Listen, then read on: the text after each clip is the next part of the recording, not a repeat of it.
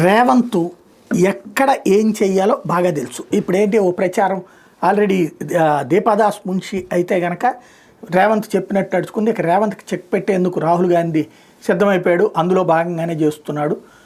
మార్చేశారు. ఇప్పుడు వచ్చినటువంటి ఆవిడ వచ్చేటప్పటికి రాహుల్ గాంధీ టీంలో ఉన్నటువంటి కీలకమైనటువంటి వ్యక్తి అన్నటువంటిది.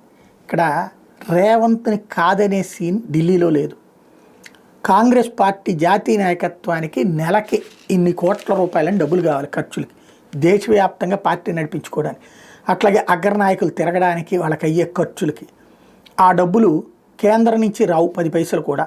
అట్లాగే ఇప్పుడు రాజీవ్ గాంధీ ట్రస్ట్ ఇట్లాంటివన్నీ కేంద్రం మానిటరింగ్లో ఉంది. అమెరికా నుంచి వచ్చే నిధులు ఇవన్నీ చాలా వరకు రిస్ట్రిక్ట్ అయిపోయినాయి.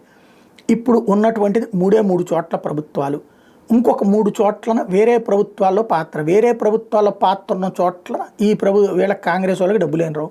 ఇచ్చేది హిమాచల్ ప్రదేశ్, లేకపోతే కర్ణాటక, తెలంగాణ. కర్ణాటకలో 2 కొట్టుకు చేస్తున్నారు. దాంతో వాళ్ళు బేరమాడి వాళ్ళల్లో వాళ్ళు కొట్టుకుంటూ వీళ్ళు 500 కోట్లు అడిగితే వాళ్ళు 100 కోట్లు 200 కోట్లు చేతుల్లో పెడుతున్నారు. అదేమంటే వాడి వల్ల నీళ్లు ఈయన వల్లని ఆయన డికే శివకుమార్ సిద్ధరామయ్య కొట్టుకున్నారు. హిమాచల్ ప్రదేశ్లో వాళ్ళకి అంతంత ఇచ్చే సీన్ లేదు. 5 కోట్లు 10 కోట్లు పంపిస్తే ఎక్కువ. అదే రేవంత్ దగ్గర నుంచి అయితే ఎప్పటికప్పుడు నిధులు అందుతున్నాయి. ఇంకోటి రేవంత్కు పోటీగా మాట్లాడే వాళ్ళు ఎవరు రేవంత్ను దాటి అంత డబ్బులు అధిష్టానానికి ఇవ్వగలిగిన సీన్ లేదు. దాన భేద దండోపాయాలు ఉపయోగించి ఎట్లయితే సినిమా వాళ్ళని ఉరికిచ్చి లేకపోతే కనుక ఇంకొకళ్ళని ఇబ్బంది పెట్టి, రియల్ ఎస్టేట్ వాళ్ళని ఇబ్బంది పెట్టి ఫైనల్గా ఏదో విధంగా డబ్బు సంపాదించేదో పంపిస్తుంటే ఎవరు వద్దంటారు?